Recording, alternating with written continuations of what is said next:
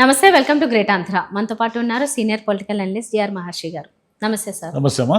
Sir, గత ఎన్నికల్లో ఢిల్లీలో అరవింద్ కేజ్రీవాల్ గారి పార్టీ ఓడిపోవడానికి, అలాగే ఇక్కడ కవిత గారు అరెస్ట్ కావడానికి అన్నిటికీ కారణాలు ఢిల్లీ లిక్కర్ స్కామ్ అనేది. ఆ లిక్కర్ స్కామ్లో ఆల్మోస్ట్ 22 మందికి క్లీన్ చిట్ ఇచ్చింది. అప్పుడు చాలా కాలం పాటు, కొన్ని నెలల పాటు కవిత గారు అరెస్ట్ అయ్యారు. అక్కడేమో కరెక్ట్గా ఎలక్షన్స్ టైంలో అంతా కూడా ఈ నిందలు మోస్తూ అరవింద్ కేజ్రీవాల్ గారి పార్టీ మొత్తంగా ఓడిపోయింది. అండ్ సిసోడియా గారికి కావచ్చు, ఇప్పుడు అరవింద్ కేజ్రీవాల్కి, వీళ్ళందరికీ క్లీన్ చిట్ వచ్చింది. కానీ మరి నష్టం ఎంత? ఈ ఈ ఎంతకాలంలో, అంటే ఇది వచ్చేంత వరకు కూడా వాళ్ళు పడిన మానసిక వేదన కావచ్చు, లేకపోతే పార్టీ పరంగా జరిగిన నష్టం కావచ్చు, వీటన్నిటికీ మరి బాధ్యత ఎవరు వహిస్తారు? మన దేశంలో నిరపరాధులు అని ప్రూవ్ అయినంత మాత్రాన అప్పటి వరకు అనుభవించిన జైలు శిక్షకు ఎవరు పరిహారం లేదు. కొన్ని దేశాల్లో ఉంది.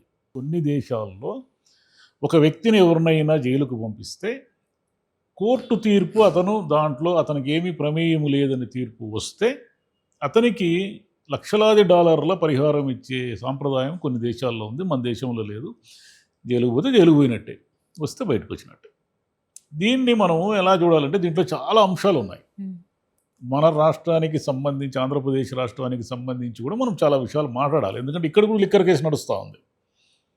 ఇక్కడ కూడా వేల కోట్లు చేతులు మారాయని ఒక లిక్కర్ కేసు నడుస్తూ ఉంది. ఇంకా దానికి ఛార్జ్షీట్ వేసి ట్రయల్కి రాలేదు. కానీ ఇప్పుడు రోజ్ అవెన్యూ ప్రత్యేక కోర్టు ఈరోజు ఏం చెప్పిందంటే, అయ్యా మీరు 1000 పేజీలు, సిబిఐ వాళ్ళు 1000 పేజీలు డాక్యుమెంటేషన్ ఇచ్చారు.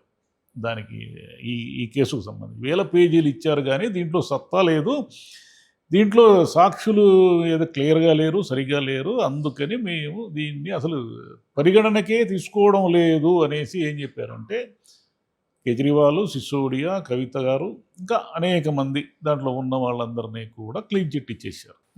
దీంట్లో మొత్తం ఏం జరిగింది? ముఖ్యమంత్రిగా ఉన్నప్పుడు కేజ్రీవాల్ 5 నెలలు జైల్లో ఉన్నారు. సిసోడియా దాదాపు 17 నెలలు జైల్లో ఉన్నారు.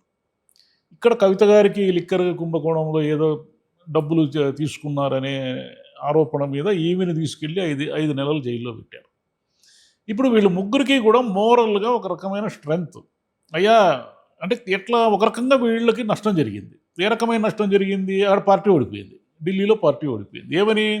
మీరు కోట్ల రూపాయల చేతులు మారాయి, మీరు గోవా ఎన్నికల్లో మీరు వాడేశారు ఈ డబ్బంతా అనేసి వాళ్ళని డిఫేమ్ చేశారు. ఆమ్ ఆద్మీ పార్టీ ఎలా వచ్చింది?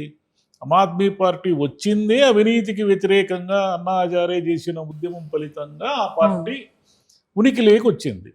కేజ్రీవాల్ అనే ఆయన అవినీతికి సంబంధం లేని స్వచ్ఛమైన నాయకుడు అని జనం నమ్మడం వల్ల ఇంతకాలం ఆయన రాజకీయాల్లో ఉన్నారు. ఆయన నెత్తిన బురద తెచ్చి వేశారు. సరే, దాని నిజాలు మళ్ళీ ఈ కేసు ఫర్దర్ ఉంది, మళ్ళీ దాన్ని మాడదాం. బురద పూసుకున్న తర్వాత ఆయన్ని జనము వద్దనుకున్నారు. అంటే లక్ష్యం నెరవేరింది. బీజేపీ ప్రేరేపిత, కేంద్ర ప్రభుత్వ ప్రేరేపితగా సిబిఐ కానీ, ఈడీ కానీ పనిచేస్తూ, అంటే మన దేశంలో ఎక్కువ కేసులు పొలిటికల్ కేసులే. నిజాల సంగతి పక్కన పెడదాం. బీజేపీ లక్ష్యం నెరవేరింది కదా, ఆమ్ ఆద్మీని ఓడించేసింది కదా. కాబట్టి లక్ష్యం, ప్రభుత్వం వచ్చేసింది, లక్ష్యం నెరవేరింది. ఇప్పుడు మళ్ళీ దీని ఫర్దర్ స్టెప్ ఒకటి ఉంది. మనం క్లీన్ చిట్ అని మాట్లాడుకుంటుండగానే సిబిఐ ఏం చేసిందంటే, ఇప్పుడు ఈ ప్రత్యేక కోర్టు ఇచ్చిన తీర్పును సవాల్ చేస్తూ మళ్ళీ హైకోర్టుకు మూవ్ అవుతా ఉంది. ఢిల్లీ హైకోర్టుకు మూవ్ అవుతా ఉంది. అంటే మళ్ళీ ఢిల్లీ హైకోర్టులో లేదా సుప్రీంకోర్టులో మళ్ళీ మూవ్ అయినప్పుడు ఈ తీర్పులు వ్యతిరేకంగా రావచ్చు, లేదా ఈ కింది కోర్టు చెప్పినందుకు అనుకూలంగా కూడా రావచ్చు. అంటే 50-50. ఇప్పుడు కేజ్రీవాల్కి, సిసోడియాకి, ఆమ్ ఆద్మీకి మానసికంగా సరే రేపు తీర్పు ఏమన్నా రానివ్వండి, ఈ క్లీన్ చిట్తో ఏమంటే వాళ్ళకి మోరల్గా స్ట్రెంత్ పెరిగింది. ఇక్కడ కవిత గారు కూడా ఆమె ఏదో పార్టీ పెట్టాలని అంటున్నారు కదా, బీఆర్ఎస్తో విభేదించారు, పార్టీ పెట్టాలంటున్నారు. ఆమెకి ఏమిటంటే ఈ మచ్చ తొలగిపోయింది. కవిత గారు రేపు పార్టీ పెడితే ఏమైనా ఊరుకోమ్మా, నువ్వు 5 నెలలు జైల్లో వచ్చి కూర్చున్నావు, లిక్కర్ కుంభకోణంలో డబ్బులు తినేసావు అని అంటారు ప్రత్యర్థులు. బీజేపీ కావచ్చు, కాంగ్రెస్ కావచ్చు, ఇంకోరు బీఆర్ఎస్ కూడా కావచ్చు. కానీ ఆమెకి ఆ మాట అనే అవకాశం లేకుండా పోయింది. అంటే నేను కడిగిన ముత్యంలో బయటకు వచ్చానయ్యా, నాకు నా మీద క్లీన్ చిట్ ఉంది, నేను ఆ రోజే చెప్పాను నన్ను అన్యాయంగా జైలుకు పంపిస్తున్నారని, ఈరోజు ఇలా జరిగింది అని.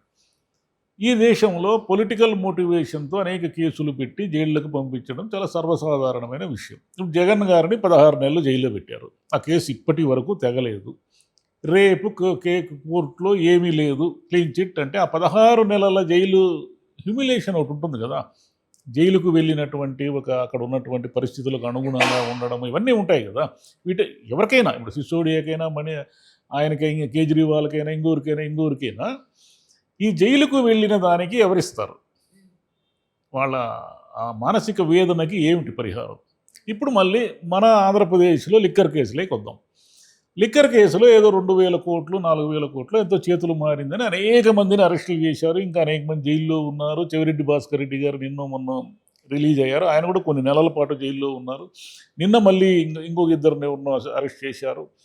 ఇలా అరెస్ట్ చేసి పేజీలు కొన్ని వందల వేల పేజీలు నివేదికలు ఇచ్చి రేపు కోర్టుకు సబ్మిట్ చేసిన తర్వాత అయ్యా మీ దాంట్లో పసలేదు అని క్లీన్ చిట్ ఇస్తే ఇచ్చారా? ఇవ్వచ్చు, ఇవ్వకపోవచ్చు, అది వేరే విషయం. అప్పుడు మీరు ఇంతకాలము లిక్కర్ కేసులో చేతులు మారాయి, డబ్బులు చేతులు మారాయి, జగన్ తినేశాడు, మూల విరాట్ ఇంటికే చేరే డబ్బులు ఇవన్నీ అంటూ వచ్చారు కదా. అప్పుడు దానికి ఏమిటి? దాన్ని వెనక్కి తీసుకుంటారా ఆ మాటలన్నీ? ఇప్పుడు సిసోడియా మీద కేజ్రీవాల్ మీద ఇన్ని ఆరోపణలు చేశారు కదా, అవన్నీ వెనక్కి తీసుకుంటారా? లేదండి మేము తప్పు ఆ రోజు పొరపాటు మాట్లాడాము అంటారా? అనరు కదా. Politics is politics. అట్లా ఒక విధాన నిర్ణయం తీసుకుంటుంది ప్రభుత్వం. విధాన నిర్ణయం తీసుకున్నప్పుడు మీరు ఏ విధాన నిర్ణయం అన్నా తీసుకోండి, దాంట్లో కొంత లాభపడే వాళ్ళు ఉంటారు ఆటోమేటిక్గా. వీళ్ళు ఏమంటారంటే లాభపడే వర్గం నుంచి మీరు కిక్ బ్యాక్స్ డబ్బులు తీసుకున్నారు అంటారు. తీసుకున్నారో తీసుకోలేదో ఎలా ప్రూవ్ చేయాలా? అది కదా ప్రాబ్లం. అంటే ఇప్పుడు ఉదాహరణకి ఢిల్లీలో వాళ్ళు ఏం చేశారు, లిక్కర్కి సంబంధించిన విధాన నిర్ణయం మార్చిన తరువాత దాంట్లో ఎవరో కొన్ని కంపెనీలు, కొంత లిక్కర్ సిండికేటు లేదా బ్రివరీస్ వాళ్ళు ఎవరో లాభపడ్డారు, కొన్ని బ్రాండ్ల వాళ్ళు అనేది అక్కడ ఆరోపణ. తర్వాత రోజుల్లో వీళ్ళే ఆ పాలసీని రద్దు చేశారు. ఆంధ్రప్రదేశ్లో ఏం జరిగింది? జగన్ గారు ఏం చేశారు? లిక్కర్ పాలసీని మార్చారు. లిక్కర్ పాలసీని మార్చిన తర్వాత ప్రభుత్వమే లిక్కర్ను అమ్మడం మొదలుపెట్టింది. లిక్కర్ ప్రభుత్వమే అమ్మడం వల్ల కేవలము కొన్ని బ్రాండ్లే అమ్ముతూ కొన్ని కంపెనీలకే లాభం చేకూరుస్తూ ఆ కంపెనీలు కూడా వీళ్ళ బినామీలే అనేది ఇక్కడ ఉన్న ఆరోపణ. రేపు అదంతా ఏమీ లేదయ్యా అని తేలితే అప్పుడేంటి? అప్పుడు ఇంతకాలం జరిగిన కేసు వివరాలని ఏం చేయాలి? అప్పుడు ఏం చెప్తారు సమాధానము? అంటే ఏ నిర్ణయం అయినా సరే, ఉదాహరణకి ఒక పెద్ద ప్రాజెక్టు కడుతున్నాను అనుకుందాం. ప్రాజెక్టుని ప్రభుత్వం పోయి కట్టదు కదా. ప్రభుత్వమే ఇంజనీర్లను పెట్టి, ప్రభుత్వమే కార్మికులను పెట్టి, ప్రభుత్వాలు ఎప్పుడూ ఏమీ కట్టవు. ఏ ప్రభుత్వం అయినా సరే ఒక ప్రాజెక్టు కానీ, ఒక రోడ్డు కానీ, లేదా ఇంకేదైనా కానీ ప్రైవేటు కాంట్రాక్టర్లు ఎవరో ఒకరికి టెండర్ల ద్వారా పిలుస్తుంది. పిలిచినప్పుడు ఎవరైతే తక్కువ కోట్ చేసిన టెండర్ ఉంటారో వాళ్ళకి టెండర్ని ఇస్తారంటే వాళ్ళ కంపెనీ శక్తి సామర్థ్యాలు ఇవన్నీ చూసి. అంటే ఒక 10,000 కోట్ల రూపాయల ప్రాజెక్టుని ఒక కంపెనీకి ఇస్తే ఆ కంపెనీ ఎలాగో లాభపడుతుంది కదా. ఏ కంపెనీ కూడా నష్టానికి పనిచేయదు. ఆ లాభపడిన కంపెనీ ఈ గవర్నమెంట్కి 1,000 కోట్లు ఇచ్చింది అంటారు. అంటే మీరు ఇంకా ప్రభుత్వములో ఏ అభివృద్ధి పని చేసినా ఎవరికో ఒకరికి, ఏ కాంట్రాక్టర్కో ఇంకోరికో లాభం అనేది వస్తుంది. ఎందుకంటే లాభం లేకుండా ఎవడైనా ఎందుకు పనిచేస్తాడు? లాభం వచ్చింది కాబట్టి ఆ లాభంలో మీరు డబ్బు వాటా ఉంది అంటారు. కాబట్టి ఇది తెగదు. ఇది తెగకుండా అలా కొనసాగుతూనే ఉంటుంది. రేపు పొద్దునే ఆంధ్రప్రదేశ్లో పెట్టిన కేసులన్నీ ఏమవుతాయో చూడాలి. ఇంకా చాలామంది మీద చాలా కేసులు పెట్టారు కదా, అవన్నీ ఏమైంది? లేదంటే రేపు హైకోర్టు కానీ సుప్రీంకోర్టు కానీ మళ్ళీ కేజ్రీవాల్, సిసోడియా, కవిత దోషులే అని తెలుస్తుందేమో మనకు తెలియదు. ఎందుకంటే వాళ్ళు ఏమంటే ఇప్పుడు ఈ రెవెన్యూ కోర్టు ఏం చెప్పింది? మీరు చెప్పిన దాంట్లో ఏం పసలేదయా, మీ విషయమే లేదు మీ దాంట్లోన, ఊరికి వేల పేజీలు పెట్టారు. మరి వేల పేజీలు డాక్యుమెంటేషన్లో ఇన్నేళ్లుగా వాళ్ళు ఇంతకాలంగా చేసి ఏమీ లేకుండా అది ఇట్లా పెట్టారు. జడ్జి గారు అంతా జితేంద్ర సింగ్ అనే జడ్జి గారు క్లియర్ కట్గా చెప్పేశారు, దాన్ని ఇది ఏమీ లేదు దీంట్లో. అది చూడాలి నిజంగానే. ఏంటంటే రాజకీయంగా దెబ్బతీయాలని కొన్ని, లేకపోతే ఆ మనుషుల్ని ఏ విధంగా కొద్దిగా కృంగతీయాలని కొన్ని, ఇలాంటి కేసులన్నీ ఎన్నో కొన్ని ఏళ్ళుగా నడుస్తూనే ఉంటాయి. ఈ ఎక్కడన్నా జరిగేదా? అది పొలిటికల్ మోటివ్. మీరు అవినీతిని నిర్మూలించాలనుకుంటున్నారా? నాయకుల నాయకత్వాన్ని, ఆ పార్టీలను నిర్మూలించాలనుకుంటున్నారా? రెండోదే జరుగుతుంది. జగన్ గారు సోనియా గాంధీ గారితో రాజీ పడిపోయి నాకు పార్టీ లేదు ఏమి లేదమ్మా, నేను కేంద్ర మంత్రిగా తీసుకుంటాను, లేదంటే రోషయ్య గారిని నేను సపోర్ట్ చేస్తాను, ఇలా ఏదైనా అగ్రిమెంట్కి వచ్చిన్నాడు అనుకుందాం, ఒక ఒప్పందానికి వచ్చి ఉంటే ఆ కేసులు ఉండేటివా, జైలు ఉండేదే? ఖచ్చితంగా లేదు కదా. చాలా క్లియర్గా ఉంది కదా విషయము. సోనియా గాంధీ గారితో విభేదించడం వల్ల ఆ రోజు ఆయన జైలుకు పంపించి కేసులన్నీ మొత్తం ఇవన్నీ రకరకాల కేసులన్నీ పెట్టారు. ఒకవేళ సోనియా గాంధీ గారితో నాకేమీ లేదు, మీరు కాంగ్రెస్ వాళ్ళు ఎట చెప్తే అటు వింటానమ్మా అని ఉంటే అయిపోయింది కేసు. అట్లా మోదీ గారితో రాజీ పడిన వాళ్ళ మీద ఏ కేసులు లేవు. ఉన్నాయా? ఎంతమంది పేర్లు చెప్పాలా? లేవు కదా. ఆయనకు అనుకూలంగా ఉన్న వాళ్ళ మీద ఏ కేసులు ఉండవు, వ్యతిరేకంగా ఉన్న వాళ్ళ మీద కేసులు వస్తాయి. రేపొద్దున రాహుల్ గాంధీ ఒకవేళ ప్రధానమంత్రి అయితే ఆయన వీళ్ళందరినీ కేసులు పెడతాడు. అంతే కదా, అదే కదా జరిగేది. మరి అది పొలిటికల్ ప్రతీకారాన్ని నీతి అవినీతి అనే కొలబద్దలు ఎలా కొలవాలి అనేది ఇప్పుడు జనానికి ఉనికి అర్థం కాని విషయం. మన భారతదేశంలో ఉన్న ఈ అంటే కాన్స్టిట్యూషన్ని దేనైనా కానీ ఆ రకంగా వాడుకుంటూ ఉన్నారు అంతే.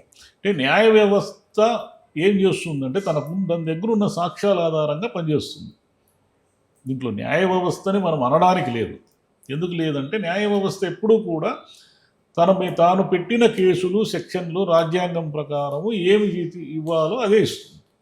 కాబట్టి ఇక్కడ ప్రాబ్లం వల్ల కూడా ప్రభుత్వాల్లో ఉన్న వాళ్ళు చట్టాలని తమకు అనుకూలంగా వాడుకోవడం వల్ల వస్తున్న సమస్య ఇది. Right sir. Okay, thank you.